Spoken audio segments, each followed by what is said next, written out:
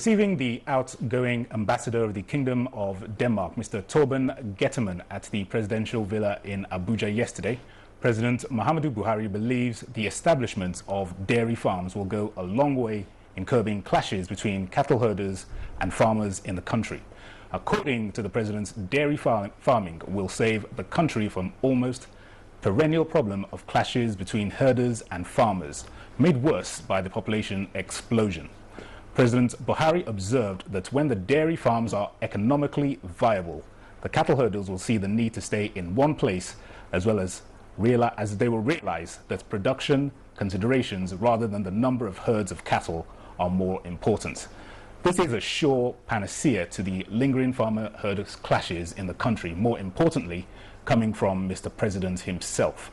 This unhealthy development threatening the harmonious coexistence in some parts of the country will be looked into by our special guest on Nigeria Today. Welcome to the program. I am Dennis Adigunloye.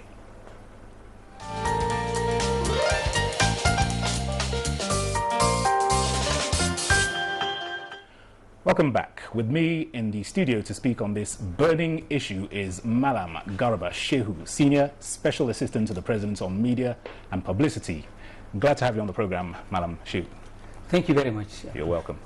Well, so let's get to this burning issue. Like I said, the President yesterday made the announcements. Tell us what exactly, just for the benefit of our viewers, what exactly is dairy farming?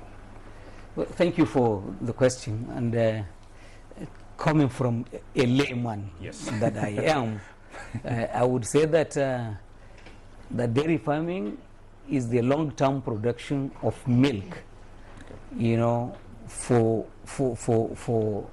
be processed, whether on farm or in dairy factories, largely driven from animals like the cows, sheep, goats, and camels. Yep.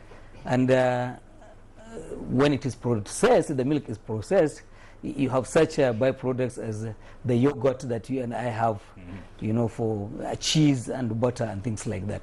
So that's my understanding of what it is. All right, so I think that's a basic explanation. So how can this be a solution to the farmers-herders clashes that we've been witnessing for some time now in the country? Well, you know, the president has a view of this that is long-term. This country has a cultural problem. Should I say the country is a herding culture by largely Fulani. It's embedded in their own culture. And it is driven by a motive to produce and own more cattle than to drive immediate economic benefits, you know, from, you know, milk and things like this, and the beef. Elsewhere, as in Denmark and other countries that have, they domesticate, they house cattle in ranches, and they don't subject them to these movements all across the place. Because from experience, even the output of milk is affected by this movement that they stray. The yield averagely from our local cattle for milk usually is about 1, 2, or at best 3 liters. Now, the president wants our cattle herders to change from this system that is itself very uneconomical because they have more to gain by ranching.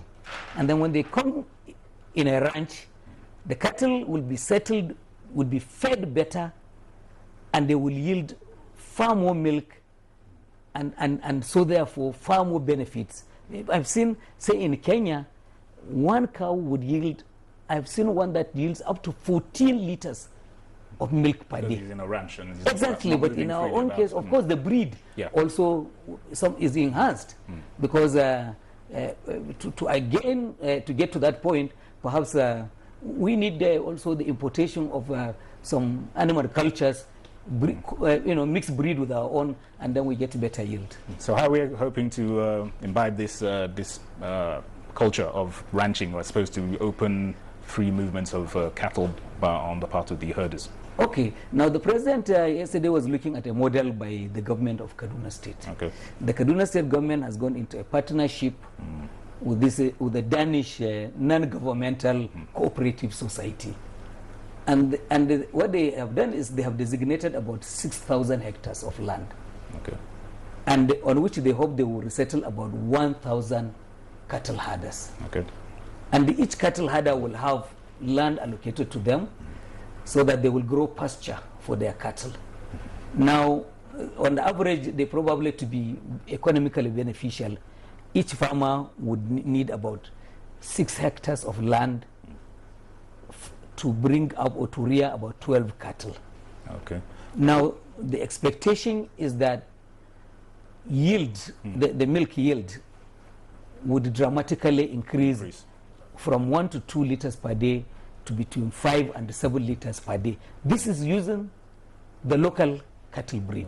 And this will certainly be a benefit to the economy in terms of obviously yield. It benefits also to the partners, because it is a company has already been incorporated. It is a partnership between the Danish cooperative, the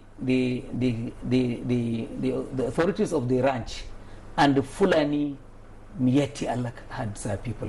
Okay. Each one a shareholder, and that they will run this as a business. All right. Well, it sounds like a very good initiative and one that is very workable. But some might say that this is coming a little late in the day. Why is it that the president made this announcement now and not a lot sooner? Well, you know, we are learning from also the experience of other people. Various options are being tried. And some of them workable, some of them are not workable. For instance, you know that there are some local authorities that don't even accept that we have a problem that needs this sort of attention. So it takes some vision. The president, as he sits in Abuja under our constitution, has no power over land. It is state governments that would decide what to do with land in their own states. And from the very beginning, what he did was, he said, look, yes, we have a problem there, but Vice President, you chair the National Economic Council, call your governors, let them offer a solution. They never seem to agree. They never seem to speak with one voice. Okay. Up to now that I speak on this matter. Right. Well, just expatiate for us a bit more on how this initiative has worked in other climes. Well, in the case of the Danish company, as I said, it's purely a cooperative by farmers who have succeeded in coming together and you know, generating capital, you know, to go on breeding cattle and all of these things. And you know, all of these things, pig milk and things like that, you consume, you know, on a large scale in countries such as our own. You know, they're coming from cooperatives like this. And this company they call ARLA, from which we are learning. Not only it has dominance in Denmark, they have also spread onto Netherlands, and they are doing well in cooperation with other countries. So what we are doing in this country is, now the central bank has a fund, and which is loanable to groups like this. What they hope to do from this Kaduna experiment is that they will draw from central bank money that will be repaid within a given period of time. And because every one of the partners is convinced that it's not a losing business, so they are into it, and the money back will go back. Money will go back to the central bank, and everybody will be happy in the end. Okay. Why was Kaduna the state that was initially selected for this? I think you should ask them. Not that the federal government chose them. The federal government, the Kaduna state government, went out on their own and identified this kind of partnership. From my own understanding, is coming from the vision of the people and the government of the state. But if you have there is no shame in borrowing something that is good elsewhere. And this ties in well with the CBN's initiative of offering this loan. Exactly. Okay. Yes, but they have to make the concession. As it is now, you know that some states in the country would tell you that they don't even have land for cattle ranches and all of that. It's a national problem, and I think gradually there may be an acceptance of this, because this herds people or cattle rearing, the constitution does not say that it is for Fulani people alone. If you are a trader, businessman, whether you are Ijao or what Kanuri or whoever you are, you can go into it and make money. All right. Well, you know, we've been witnessing farmers and herders clashes in various parts of the country. Are there any plans for this initiative to be rolled out in the foreseeable future to other states aside from Kaduna? We hope that they will see and learn. Certainly nobody is happy with the ongoing situation, although you know, in truth also, you know, you can say that the violence now and the killings that people have complained about have recently migrated from the ground, from actual field, you know, to the pages of the press, because it is largely celebrated in the press than what actually is happening on the local ground. I think that the government has achieved a lot. The armed forces have done exceedingly well in putting down, you know, some of these things. You can see that from the last Council of State meeting, governors chaired by His Excellency the Vice President, one of their resolutions was to say that, well, calm has come back to Benue. And the deputy governor was Benue was one of those who briefed the nation on the outcome. Yes, and he certainly thanked Mr. President and the armed forces for their efforts. Peace has come back to Benue, and everyone is happy that we are seeing the end of this nonsensical violence. Yes, for sure. Well, Madam Shehu, we shall continue this discussion, but for now, you're watching Nigeria Today on the NTA, where we'll continue with the conversation after the break. Don't go away.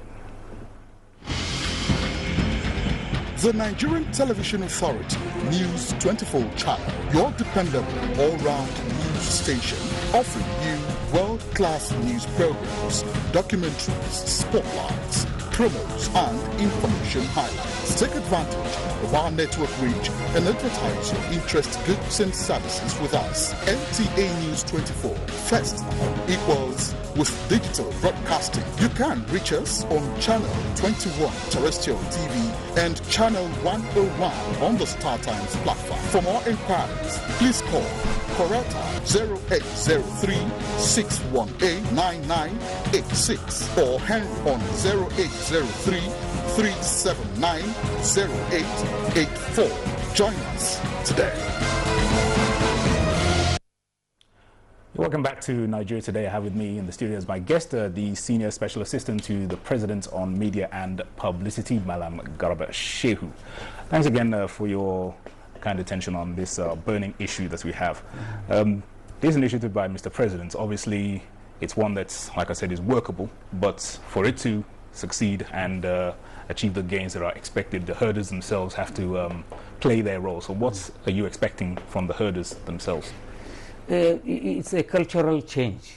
They are used to a certain way of life. Yes. This way of life is troublesome these days. They drive their cattle across farmland, and the cattle, they eat up crops, and then there's trouble. And increasingly also, because of urbanization and attacks on the environment by climate changes and all of that, increasingly the land space itself available for free roaming of cattle and grazing is diminished greatly. So therefore you have to accept the fact that you can no longer live on the old ways of doing things. So they got to have to accept that the time to change has come, and this change will mean they're having to accept ranching. Now, is there going to be an element of enforcement with this initiative, or is it something that you'll try to get to be it's going to be very difficult, as you can see that without meaning to be critical of some states in the country. You know that there are some states that have tried to rush this ranching, ban open grazing immediately, and then it has led to avoidable clashes and the losses of life. It will take education to do this. Convince them that they will be better off. We keep saying, well, I just spoke to you about, they can now reap, when they ranch, they can reach up to 5 to 7 liters of milk per day from one cow, and this is even bound to increase, because hopefully then there will be further importation of better yielding cattle, so that breeds that would be mixed with our own and provide you with the type of cattle that can can do more, can do 8, 9, 10 or even more liters per day. They are doing this in Kenya, and you can see, go check our markets. You see dairy products from Kenya, and they're exporting to Europe. So they need to learn that it's even a better way of doing this. As I said, the culture here is our Fulani people, they would rather, the herds, they would rather count the herds. Say this one, they look at you and they say this one has 1,000 cattle. And that's the satisfaction that is driven. But there is more that the nation can gain from it. So they got to change their ways of doing things. All right. Well, with all the laudable initiatives, there's always the elements of cynicism on the part of from certain quarters. What would you say to those who might say that the motivation of this might not be maybe a sincere one? Yeah, because you know that the thing has been politicized already. Yeah. As it is now in some parts of the country, there's no more criminality. Whatever happens, it is Fulani herdsmen. And some of these things are true, but some of it also is driven by tribalism or religiosity. And unfortunately, even the president himself has fallen, to unfair attacks on this. They look at him and they say, well, we have violence by farmers, by cattle rearers, because he himself is a Fulani man and his back, which is not fair, because no responsible government would condone criminality of whatever sort. I think that there is a need on the part of, there are some states or governors, I would say, who politically are in trouble. And they're trying to find a way, to whip up sentiment and latch onto it so that they will gain, re-election. Yeah.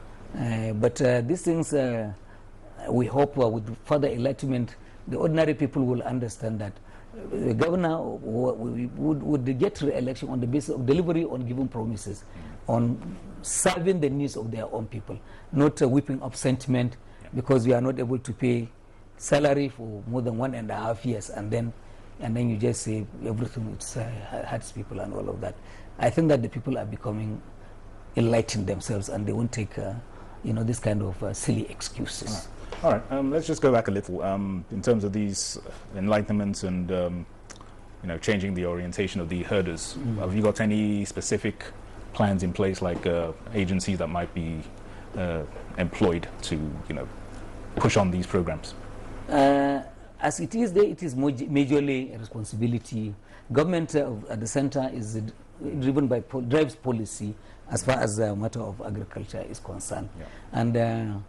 And the states then must think hard and formulate their own solutions. Of course, under the platform of the National Economic Council, they come together and they agree on things to do.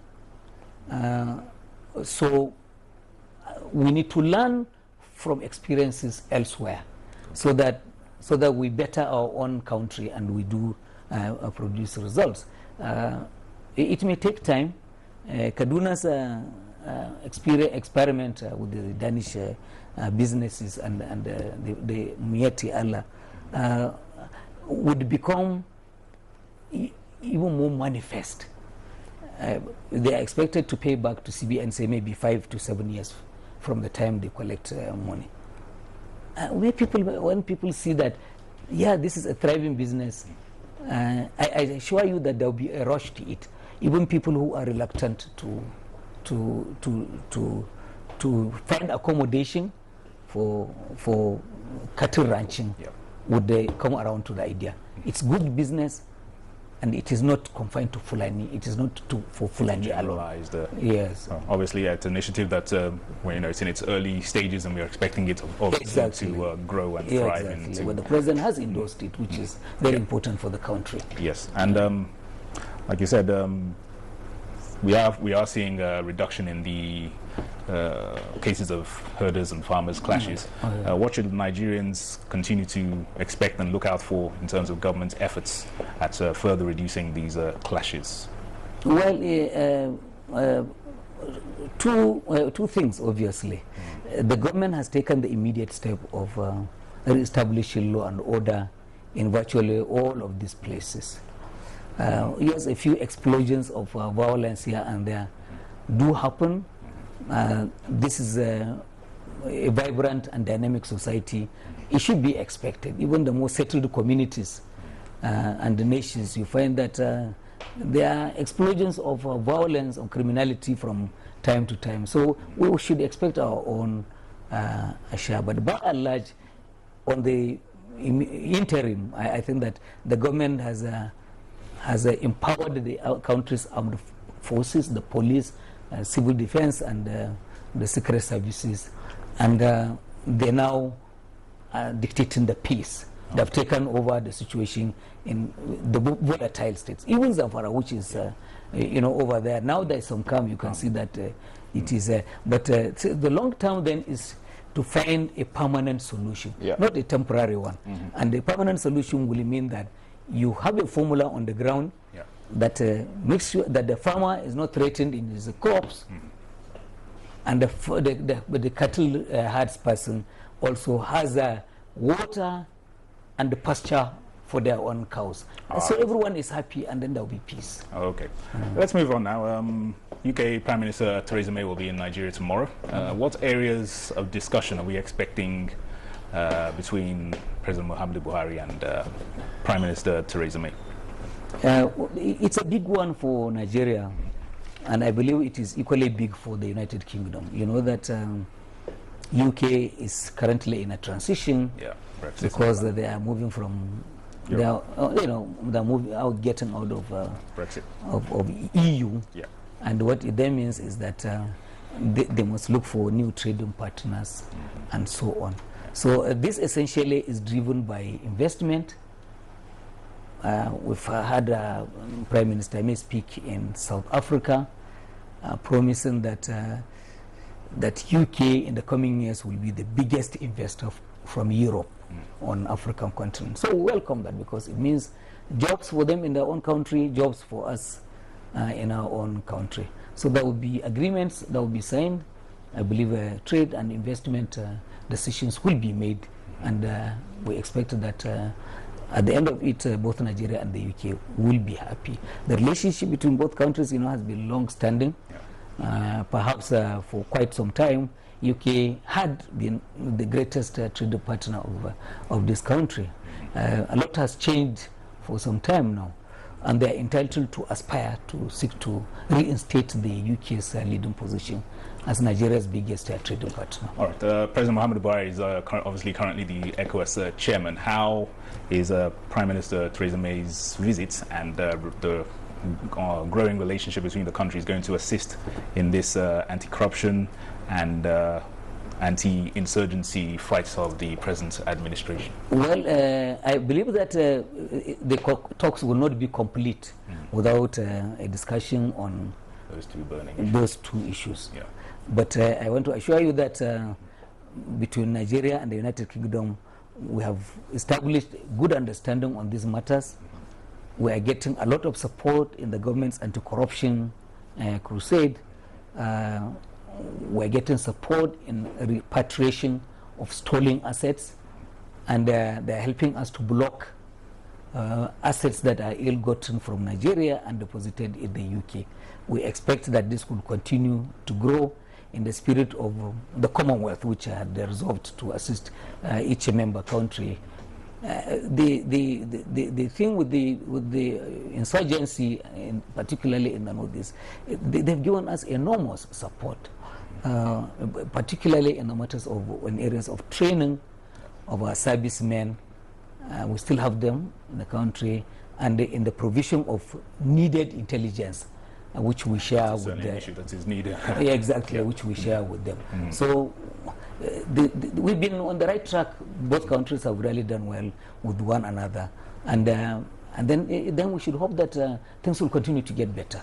All right. Yes, sir. All right. We certainly look forward to Prime Minister Theresa May's visit tomorrow and how the relationship continues to develop between the two countries. Thank you. Well, that's the program today. We want to appreciate Malam Garba Shehu, Senior Special Assistant to the President on Media and Publicity. Thank you so much, sir, for your insight. I appreciate it. And to you, our viewers, thank you. And remember, Nigeria Today is on weekdays, same time.